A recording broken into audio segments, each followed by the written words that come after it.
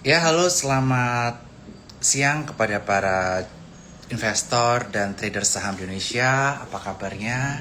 Mudah-mudahan luar biasa dan kembali lagi bersama saya Bernard Wijaya, di mana hari ini kita akan memberikan market update kaitan mengenai kondisi terkini market secara global, regional dan juga domestik, serta bagaimana kira-kira proyeksi IHSG di minggu yang akan datang hingga akhir bulan April 2026.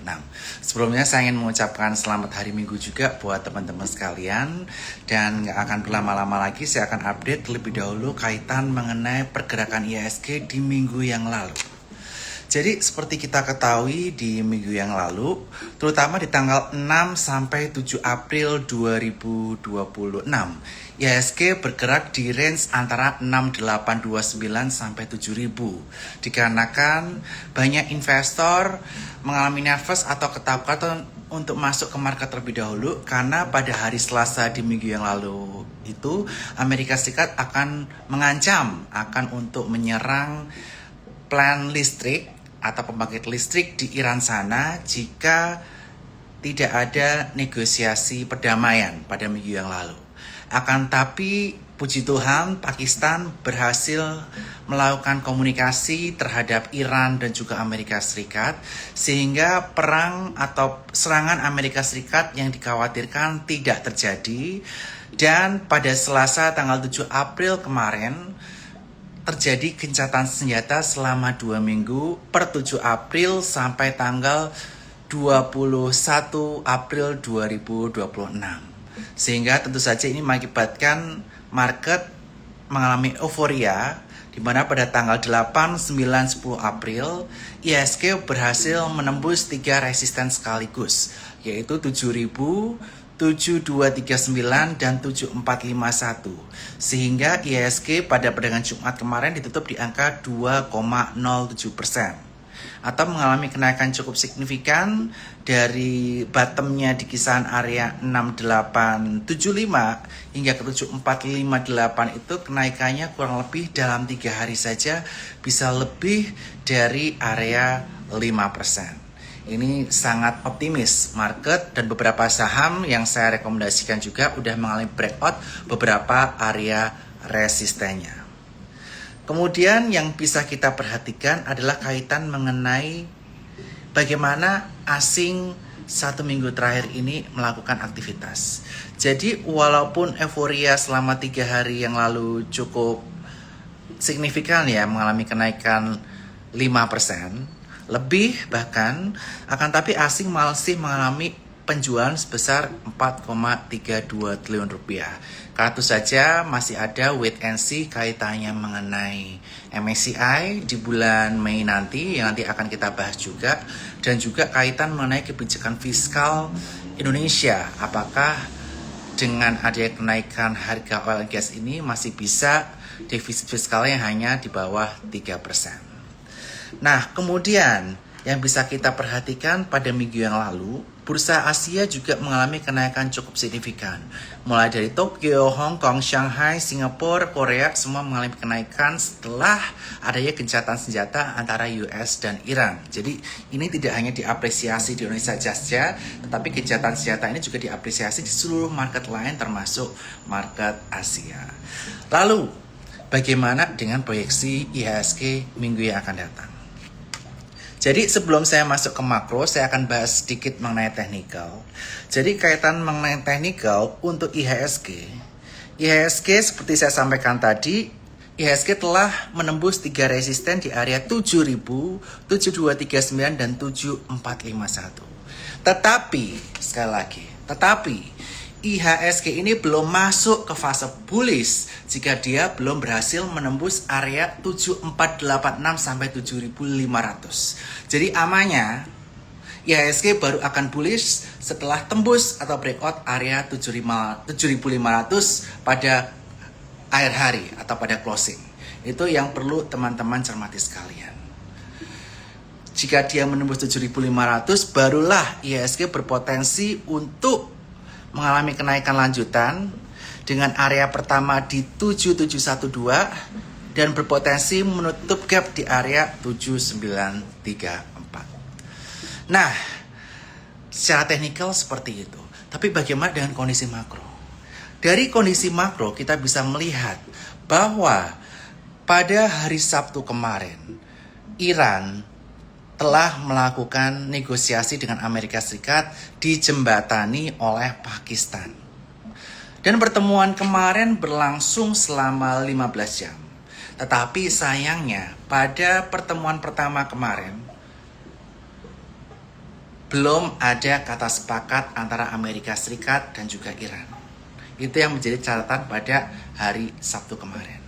Akan tapi hari Minggu ini, sekali lagi hari Minggu ini, Pakistan akan kembali menemukan antara Amerika Serikat dan Iran untuk adanya negosiasi lanjutan. Dan ini yang akan menjadi penentu pada market minggu ke depan.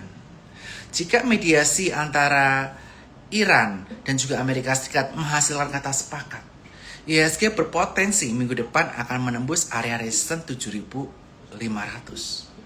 Tetapi apabila Iran dan Amerika Serikat belum ada kesepakatan, ada potensi market kita akan kembali mengalami koreksi. Tetapi menurut pandangan saya, the bottom sudah di belakang. Area bottom yang saya sampaikan berkali-kali sejelek-jeleknya itu di area 6829 sampai 7000. Menurut pandangan saya, angka tersebut udah bottom dan akan sulit mencapai ke area sana lagi. Jadi, jika kesepakatan ini gagal, tentunya potensi IHSG akan koreksi ke area support 7239 dan juga area 7000. Dan saham-saham yang sebelumnya udah breakout, dia berpotensi pullback. Dan disitulah area yang sebaiknya kita antisipasi untuk kita masuk atau cicil secara bertahap. Nah, mungkin banyak yang bertanya di antara kita, kira-kira perang ini masih akan berlangsung secara lama atau enggak? Itu yang akan menjadi kunci terlebih dahulu. Saya sampaikan sebelumnya bahwa perang satu, cost-nya mahal. Cost-nya adalah 1 miliar USD pada tiap harinya atau kisaran 14 triliun per harinya. Itu udah bisa beli satu emiten skala mid cap. Seperti RMKE Raja itu market cap sebesar itu. Itu udah dibiayai hanya 1 hari perang saja.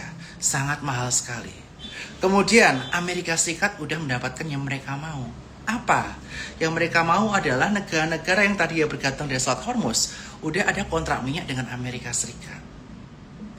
Kemudian yang ketiga, Donald Trump, Amerika Serikat, nggak mau ada inflasi yang berkepanjangan terjadi di Amerika Serikat. Mengapa?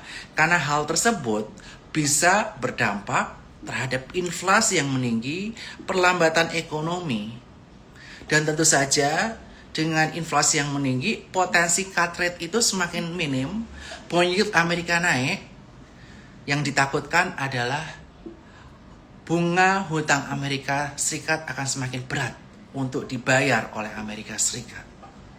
Sehingga ini akan tidak bagus untuk fiskal Amerika Serikat. Dan yang keempat, saya sudah sampaikan juga adanya Piala Dunia. Piala Dunia akan berlangsung pada bulan Juni dan Juli 2026 ini. Ini akan menghasilkan devisa, baik langsung dari orang-orang yang nonton ke Amerika Serikat, atau dari judi bola dan segala macam. Itu akan menghasilkan devisa yang cukup besar untuk Amerika Serikat sana. Nah, oleh karena itu, pandangan saya masih dengan prinsip saya di awal. Perang hanya berlangsung maksimal 2 bulan. Yakni akan berakhir paling lambat akhir April ini atau tanggal 30 April. Sehingga tentu saja dengan perang yang waktunya tidak panjang lagi, area akumulasi kita, terutama para investor untuk mendapatkan harga murah, tidak akan lama lagi. Jadi manfaatkan window selama 3 minggu ini untuk kita bisa melakukan akumulasi secara bertahap dengan harga murah. Karena mengapa? Karena kalau kita nggak punya barang murah, kalau kita beli di atas, kita akan lebih takut. Betul nggak? Kita akan berani melakukan akumulasi atau average up ketika kita udah punya barang di bawah. Jadi ini momen kita untuk yang belum punya barang untuk mulai akumulasi secara bertahap. Karena perang nggak akan lama mengingat 4 faktor yang saya sebutkan tadi. Selain itu, di sini kita juga bisa melihat bahwa Amerika Serikat itu sebenarnya tidak terlalu berani melakukan penyerangan ke Iran, terutama melakukan penyerangan ke pembangkit listrik, kemudian plan dan lain sebagainya. Kenapa demikian? Karena dengan melakukan penyerangan pembangkit listrik, Iran menjadi gelap gulita. Amerika Serikat tahu siapa yang mereka lawan, yaitu Iran. Iran itu pasukannya militan sekali.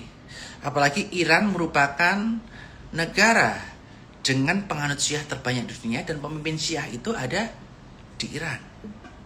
Nah, oleh karena itu, menurut pandangan saya, Amerika Serikat seberani-beraninya tidak akan berani untuk menghancurkan Iran. Karena satu, Iran itu sangat militan. Buktinya waktu perang Teluk antara Iran dan Irak, waktu itu walaupun Irak disupport sama Amerika, Iran yang menang. Itu satu. Kemudian yang kedua, secara geografis di Iran tersebut itu banyak gunung-gunung pasir, berbukit-bukit, enggak rata, sehingga melakukan penyerangan di sana secara udara susah.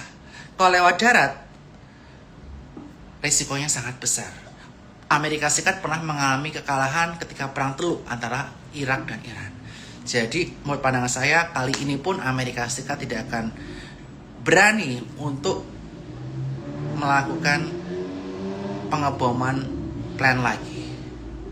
Dan yang kita harapkan perdamaian ini bisa berlangsung secara cepat, dan April ini sesuai prediksi saya mudah-mudahan perang sudah berakhir.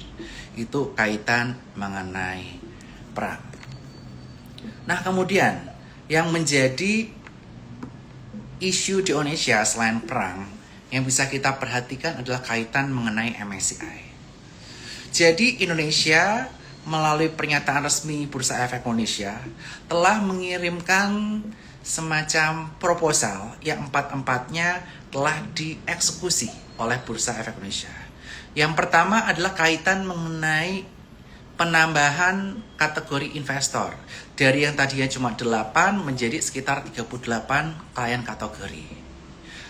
Kemudian yang kedua adalah keterbukaan informasi Bursa Efek Indonesia yang di atas 1%.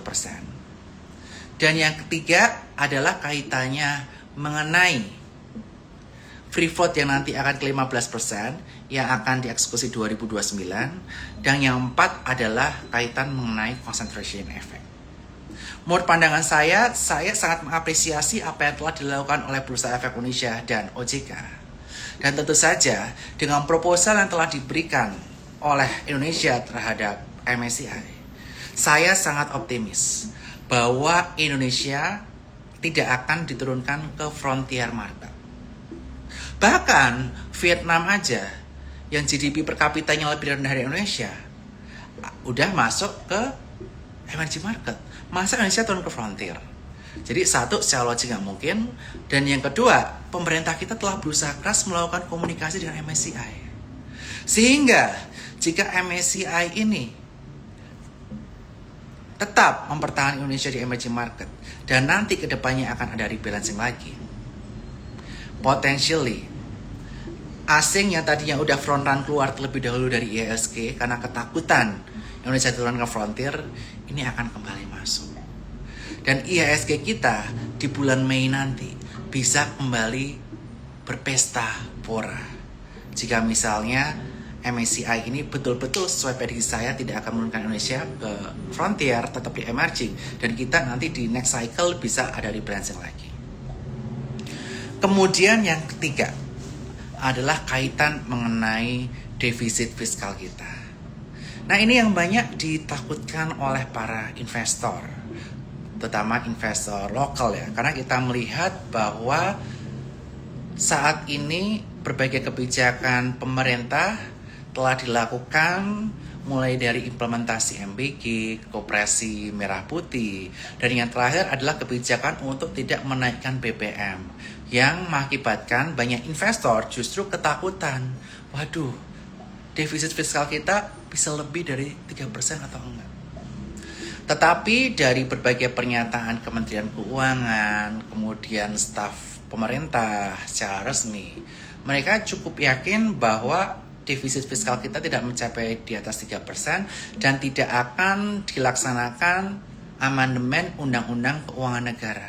Di mana di Undang-Undang Keuangan Negara tersebut dinyatakan bahwa fiskal atau defisit fiskal itu maksimal di angka 3%.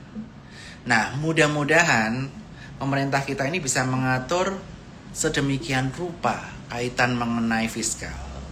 Apalagi Indonesia ini baru saja diuntungkan. Dengan apa? Karena harga minyak naik, komoditas naik. Mulai dari coal, nikel, emas, dan lain sebagainya. Dan Indonesia merupakan salah satu negara dengan penghasil komoditas terbesar. Dan Indonesia telah menerapkan kebijakan tax steering. Jadi contohnya jika harga coal di bawah 80 pajaknya sekian. Kalau di atas 100 misalnya sekian, di atas 120 sekian, di atas 130 sekian, dan lain sebagainya. Di mana ini berpotensi meningkatkan pendapatan negara dari industri terbesar di Indonesia, yaitu industri komoditas. Sehingga mudah-mudahan saya sangat berharap pada pemerintahan Bapak Prabowo Subianto dan tim bahwa defisit fiskal ini bisa dijaga di bawah 3% sehingga berbagai institusi yang memberikan rating terhadap Indonesia seperti Fitch, kemudian Moody's tidak menurunkan rating Indonesia, tetap di BBB+. Walaupun outlook kita dari positif ke negatif, dari netral ke negatif, tapi kita harapkan rating kita nggak turun. Supaya tidak ada outflow dari Indonesia, terutama dari obligasi dulu yang bisa diikuti oleh saham. Nah, itu 3 hal yang perlu kita perhatikan. Yang pertama, kaitan mengenai perang.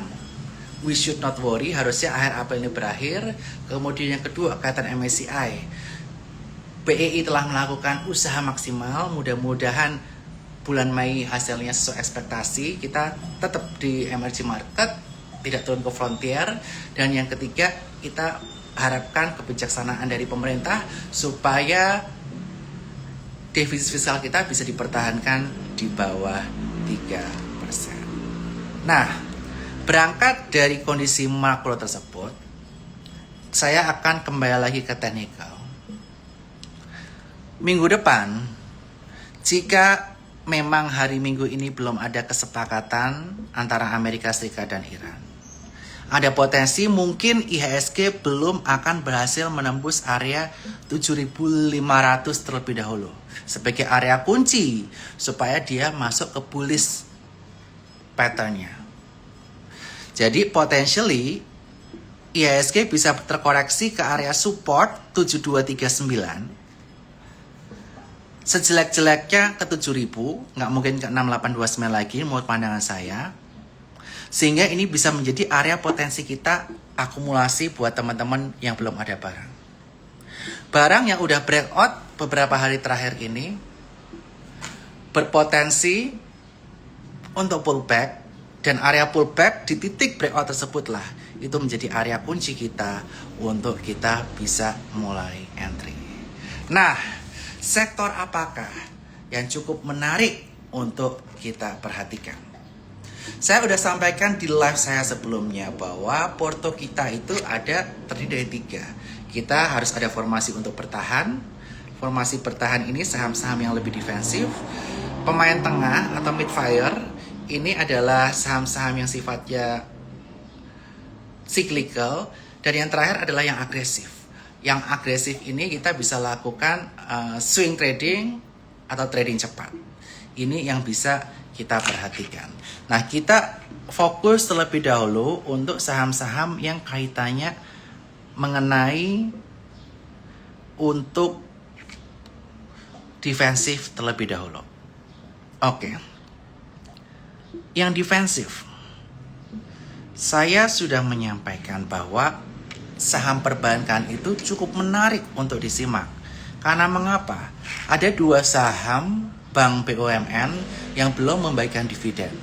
Dan jika payout ratio-nya sama seperti tahun lalu, potentially kedua saham ini akan menghasilkan dividen yield lebih dari 5%. Dan yang pertama adalah BMRI. PMRI saat ini harga di angka 4670. Jika dividen yield kurang lebih mirip di tahun lalu di kisaran area 78%, potensially dividennya bisa lebih dari 6% di harga sekarang. Dan untuk PMRI ini, teman-teman bisa perhatikan area yang menarik ada di kisaran 4630 dan 4500 untuk melakukan akumulasi bertahap. Dan sekali lagi disclaimer on untuk semua yang saya sampaikan hari ini. Kemudian BBRI.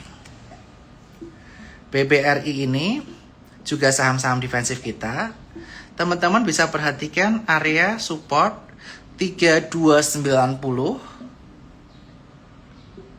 dan juga area 3220 untuk melakukan akumulasi bertahap di dekat-dekat area support. Jadi teman-teman bisa lakukan pembelian cicil untuk saham-saham defensif di sektor perbankan ini karena potensi dividennya akan cukup besar. Kemudian saham defensif lainnya saya udah bilang berkali-kali. Sektor apa? Yaitu sektor telekomunikasi.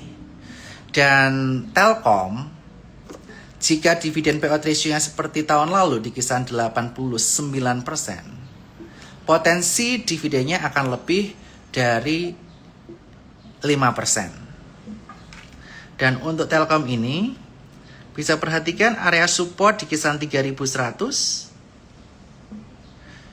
dan kisaran area 3030 untuk melakukan akumulasi bertahap. Dan selanjutnya, saya udah sampaikan berkali-kali, ini adalah saham telekomunikasi yang baru saja melakukan kitchen shrinking. Saya udah call saham ini dari bawah 2.900.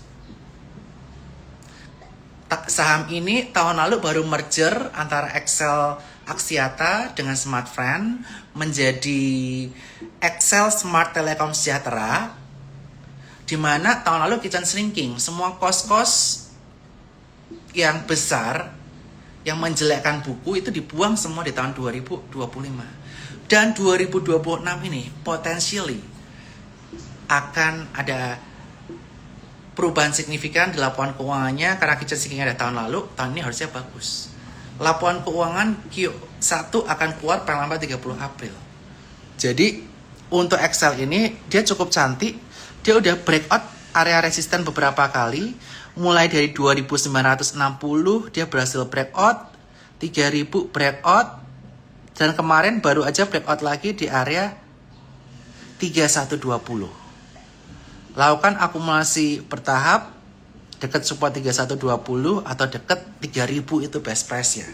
Karena potensialnya untuk turun di bawah 2950 itu akan lebih sulit lagi. Oke, itu untuk saham-saham defensif kita. Lalu untuk saham-saham pemain tengah bagaimana? Saham-saham petengah yang saya sampaikan sebelumnya adalah saham-saham kaitan yang mengenai cyclical, terutama komoditas. Karena Indonesia itu tidak akan bisa sehebat sekarang, indeks kita tidak akan tetap kuat kalau nggak ada sektor komoditas. Selain tentu saja perbankan yang memang menjadi penopang pertumbuhan IPS tertinggi IHSG dalam tahun ke tahun. Karena pertumbuhan ekonomi Indonesia itu masih bergantung sama sektor perbankan. Nah, defensif tadi ada Telkom ya, jangan lupa ya. Saya juga sebut Telkom, dividen yield potentially di atas 5%. Nah, yang kaitan mengenai komoditas. Komoditas yang diuntungkan dengan adanya perang antara US dan Iran ini tentu saja adalah kaitan mengenai oil. Karena oil pada tahun lalu rata-rata harganya ada di kisaran 60-70 USD per barel. Saat ini sudah mencapai lebih dari 100 USD per barel. Dan menurut pandangan saya di tahun 2026 ini akan ada new normal. Harga oil tidak akan di angka 60-70 USD per barel lagi. Tapi menurut pandangan saya normal barunya walaupun nggak ada perang sekalipun ada di kisaran area 80-100 USD per barelnya. Kenaikannya berapa persen dari range tahun lalu? Kenaikannya itu kurang lebih di kisaran area 25-40%. Sehingga saham-saham oil and gas ini akan menjadi sangat menarik. Ada potensi kenaikan revenue di kisaran 25-40%. Dan juga bottom line bisa lebih dari itu. Karena tentu saja seperti kita ketahui fixed cost di setiap perusahaan itu tetap, tapi yang bisa menaikkan adalah kenaikan revenue. Kalau kenaikan revenue makin besar, net profit potensi kenaikannya akan lebih besar dari itu. Nah, oleh karena itu, saham yang cukup menarik kaitannya mengenai oil and gas yang saya udah bahas berkali-kali adalah Raja dan Ratu. Dan Raja dan Ratu itu saya udah call dari area masih di kisaran 3.600-an. Dan dia baru aja breakout cantik di area 4.000. Nah, area 4.000 ini merupakan area support dari Raja. Saham pemain tengah atau saham mid flyer ini bisa, kita harus pakai stop loss juga ya. Takutnya dia balik arah. Stop loss kita taruh di bawah 3.600. Kita bisa lakukan cicil di dekat-dekat 4.000. Kalau di 4.000 nggak dapat ya teman-teman cicil menuju ke arah sana. Dan Raja ini cukup menarik karena dia udah breakout dengan volume yang cukup kuat. Dengan area resisten di area 4850. 5.200. Dan nextnya saya akan update lagi di live kita selanjutnya. Kemudian Ratu ini juga baru breakout di area 5250 dengan pola double bottom. Itu area supportnya.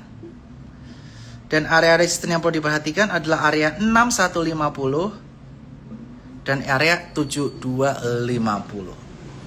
Ini bisa kita perhatikan. Kemudian kaitan mengenai saham batubara. Batubara ini juga sangat seksi sekali menurut saya karena harganya udah menembus 135 USD per tonnya. Dan saham-saham yang saya waktu itu sampaikan ini saham defensif. Itu udah naik cukup signifikan. Waktu itu saya call AADI di bawah 7.500, sekarang udah 10.125. Indi saya juga udah sempat call. Sekarang juga harganya udah cukup membumbung tinggi di area 3.700. Nah, yang masih laggard apa? Itu pertanyaannya. Yang pertama, kaitan mengenai batubara. Saya suka sama namanya Bumi. Walaupun sekarang dia cukup slow ya pergerakannya, tetapi dia baru breakout area 242. Itu untuk Bumi. 242 bisa perhatikan.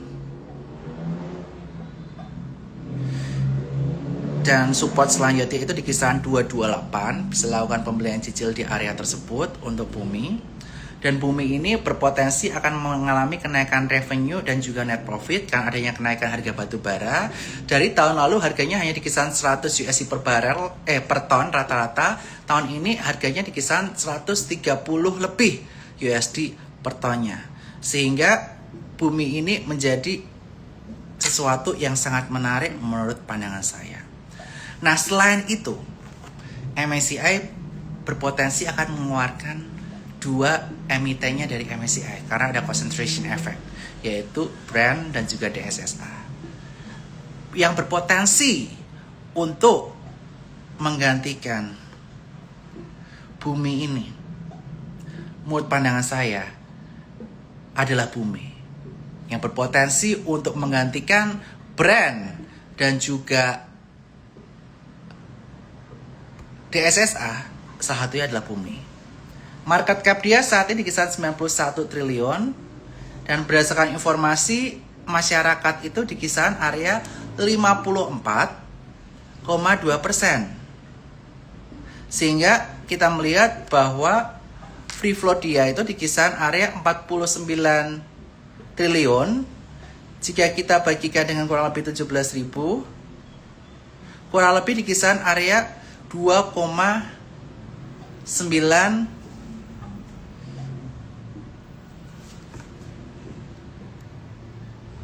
udah sekitar 49 T ya. di kisaran 49T betul, atau di kisar 2,9 miliar US dollar. Jadi menurut pandangan saya, bumi ini menarik banget dan berpotensi untuk masuk MSCI. Dan kalian tahu lah, inflow kalau masuk MSCI itu berapa. Waktu itu di SSA Brand dapat berapa. Potentially inflow dari passive fund itu bisa mencapai 5 triliun rupiah atau lebih. Jadi ini bumi ini cukup menarik yang bisa kita perhatikan. Kemudian oke, mohon maaf tadi sinyal sedikit terputus. Selanjutnya yang bisa kita perhatikan adalah kontraktor batubara. Dan dia, kontraktor batubara ini juga memiliki potensi tambang emas di Gayo, yaitu Dewa. Dewa sekarang market cap 20,95T. Dia bisa berpotensi masuk ke MSCI yang small medium cap. Dan dia baru breakout area 505. Next support itu di kisaran area 462. Di dua area itu bisa lakukan cicil. Dan resisten terdekat di kisaran 565 dan 640. Dewa ini bisa menjadi pilihan yang menarik buat kita juga di sektor batubara. Selain tentu saja RMKE. Nah, RMKE ini akan menjadi cukup menarik di tahun 2026 ini karena peraturan Gubernur Sumatera Selatan yang menyatakan bahwa per 1 Januari 2026 semua truk hauling batubara harus lewat jalan khusus hauling, nggak boleh lewat jalan publik. Karena mengapa? Di jalan publik itu bisa jalannya cepat rusak, kemudian jembatan ambrol yang mengakibatkan dana APBD jadi termakan untuk menerin jalan. Nah, oleh karena itu RMK ini cukup menarik, apalagi dia baru breakout dengan pola inverted head and shoulders di area 3100. Dan potentially dari area breakout 3100 dia bisa mencapai kisaran area 3590. Tetapi jika kemarin dia false break, apalagi ada negosiasi yang belum berjalan sukses antara US dan Iran, dia berpotensi pullback. Kalau mau beli ketika pullback, area base-nya itu dekat-dekat 2960. Itu untuk RMKI. Nah, untuk saham-saham Pak PP bagaimana? Ini PTRO.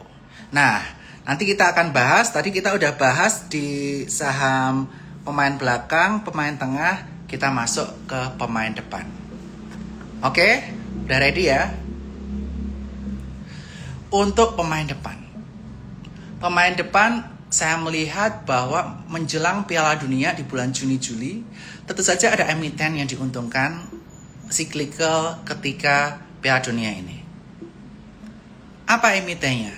Emitennya adalah emiten-emiten yang berpotensi mendapatkan hak siar dari Piala Dunia. Yang mendapatkan hak siar kan TVRI, tapi dia belum ada partner OTT-nya.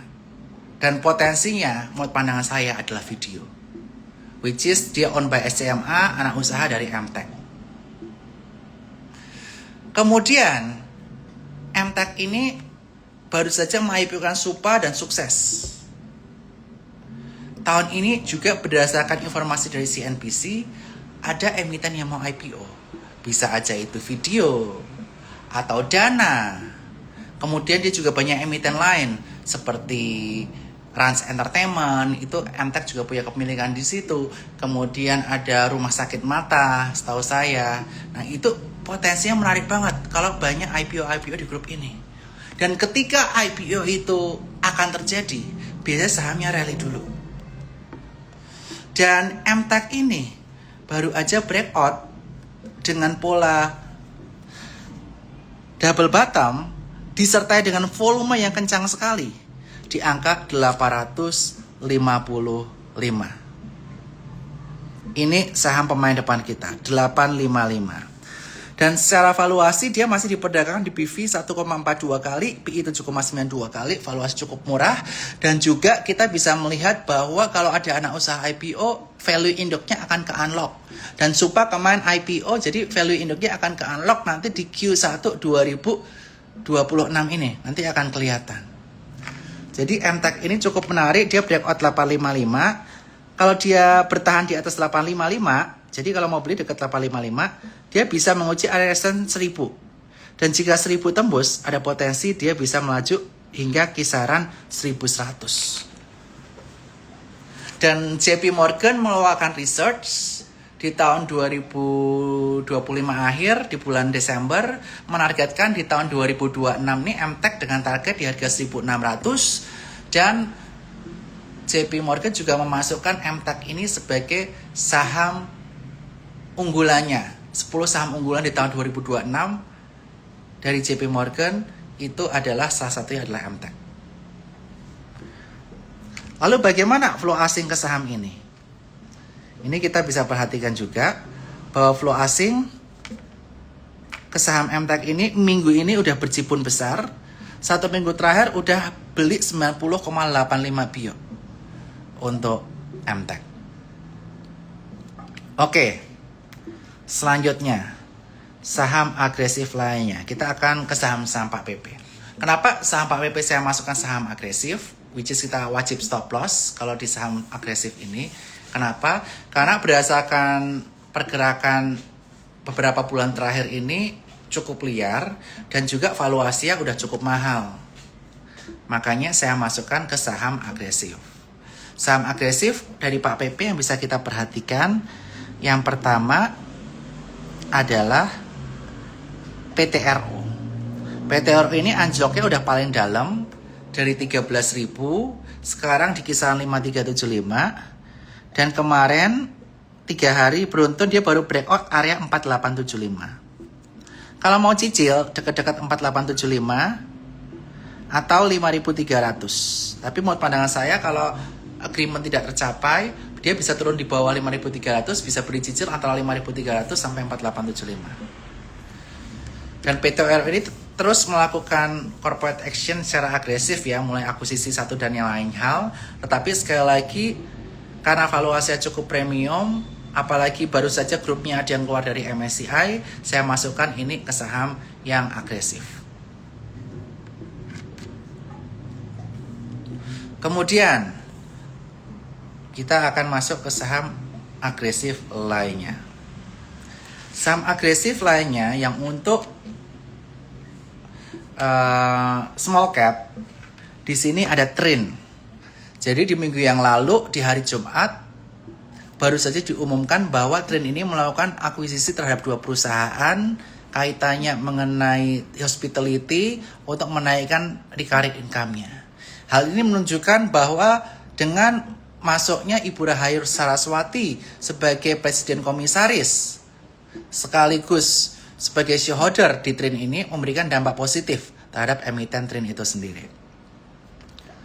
Trin ini akan cukup menarik kalau dia breakout di area 845, sekali lagi 845 dengan membentuk pola cup and handle dengan area resistance di area 905 dan nextnya di area kisaran 1030.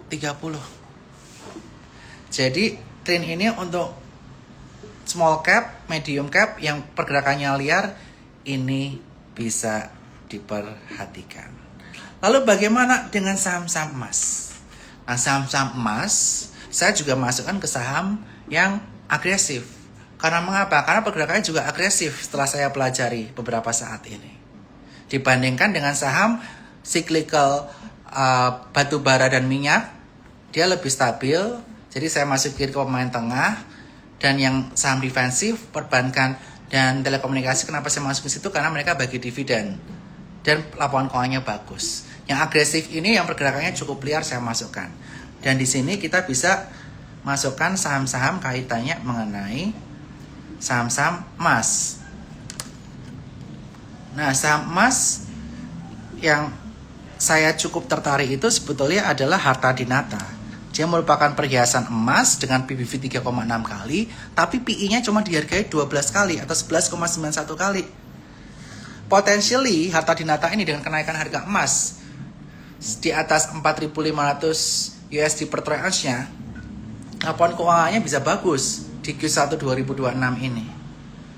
Jadi perhatikan Harta Dinata dengan area support di kisaran area 2450, next resistance 2630, dan nextnya di area 2750.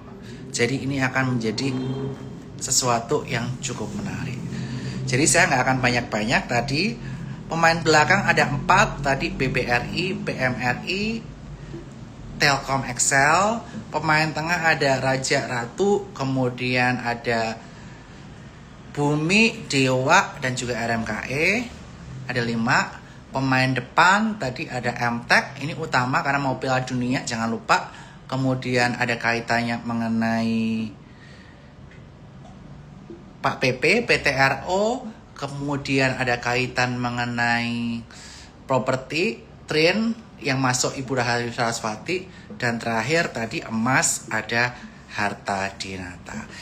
Oke, sekian dari saya, dan saya udah bahas detail banget tadi dari makroekonomi, kemudian kondisi Indonesia, dan juga saham, kemudian pergerakan ESG di live kali ini. Jangan lupa tonton ulang.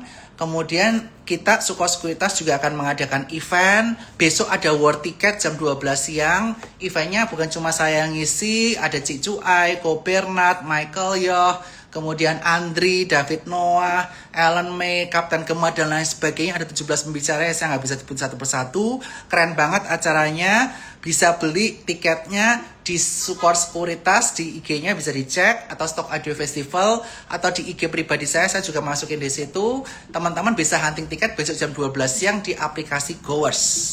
Jadi teman-teman bisa join, 2,5 juta untuk reguler, 5 juta untuk VIP, nggak akan nyesel. Eventnya 10,5 jam, dapat makan siang, dapat 2 kali coffee break, dapat merchandise yang luar biasa dari Suko Sekuritas, ada botol minuman, ada buku, dan lain sebagainya.